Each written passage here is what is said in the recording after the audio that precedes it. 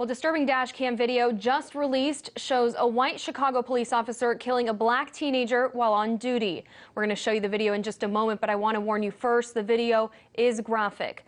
17-year-old Laquan McDonald was walking down the middle of the street on the southwest side of Chicago and did not appear to be advancing on officers. But within seconds of getting out of his car, Officer Jason Van Dyke shot McDonald a total of 16 times.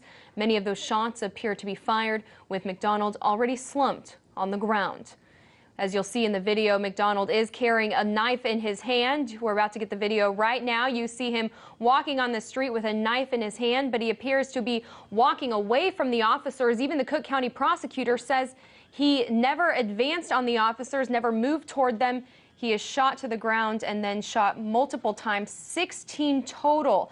Many of those shots appear to be happening while he is already slumped over on the ground, as you can see in this graphic dash cam video just released in the past hour. Now, 37-year-old Officer Van Dyke has been charged with first-degree murder. He's being held without bond, and it's the first time in 35 years a Chicago police officer has been charged with first-degree murder for an on-duty fatality.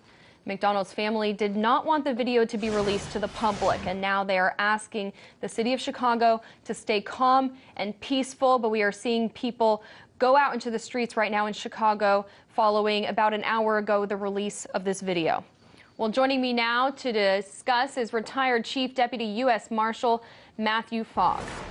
Matthew, this video just released. I know there's a backstory here. I know that the cops were called for a specific reason. He has a knife in his hand. An autopsy report shows that McDonald did have PCP in his system. But is there any scenario where shooting this teenager 16 times while he's walking away from officers, is there any scenario where that's okay? Are you absolutely now? I just don't see it where the gentleman's walking away from the officer and he just starts to open up on him. I just don't really see any scenario for that. If the guy turned around and attempted to throw the knife at the officer or attack the officer, that's one thing. Here, the video is clear evidence that the suspect was walking away and the officer just opened fire.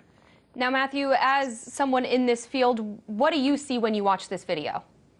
Well, I see, you get a call on the radio, you get officers on alert. They get to the scene. They're trying to figure out whether or not what to do in a situation like this, whether they should take action against this individual. But again, everything is happening on a moment's notice.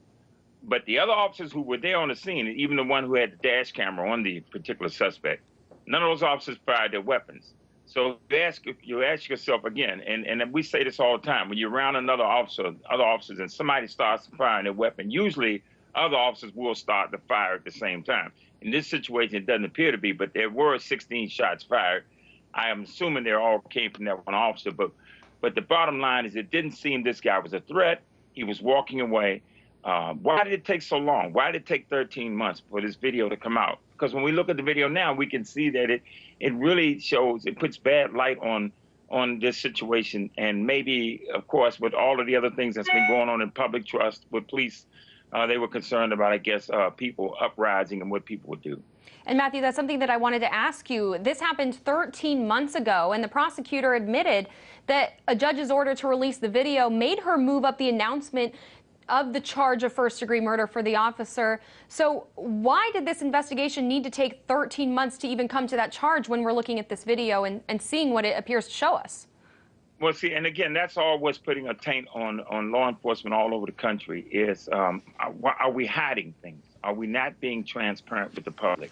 You got to put it out there. You can't be concerned about what the other folks may do. You have to just tell it like the way it is. The longer you hold this evidence, the more folks will begin to distrust police and what the integrity of law enforcement, which is on question right now. Again, we're seeing a direct video of a man walking away, and he's just being shot, literally gunned down.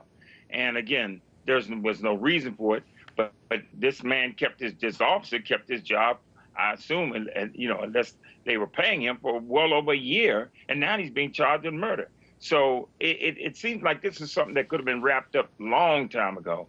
But again, it brings all kinds of, and it's going to bring a lot of questions as to why the Chicago police operate in this manner. And I want to switch gears now to Minneapolis. Protests breaking out over another black man killed by a cop, 24-year-old Jamar Clark.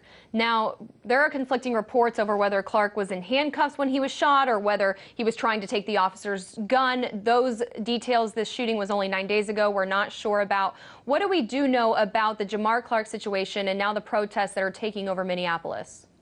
Well, I don't really know a whole lot on that situation, but again, once again, we got situations here where we got police actions are called into question, whether or not it was unnecessary force. We're seeing this over and over again only because of the video cameras. I worked in law enforcement for 32 years, and I was with SWAT team. I did a lot of street arrests and these type of things, moments notice situations, we call them. And each time, you know, when we look at the video, and we look at what the officers were saying occurred, a lot of times it's always quite different. And so I think that's what you have in Milwaukee. And you've got the people concerned about why is it that the police officers seem to have this sort of aggressive behavior, especially in minority communities where people are black and poor, in those type of communities. Why is it always a race, seem like incident involving white versus black? So this seems to be an issue around the country. I've seen it in my line of work, you know, some of the stuff that we would do. And again, I go back to the video cameras are bringing this stuff to light. Right. Retired Chief Deputy U.S. Marshal Matthew Fogg, thank you so much for coming on and sharing your expertise. Thank you.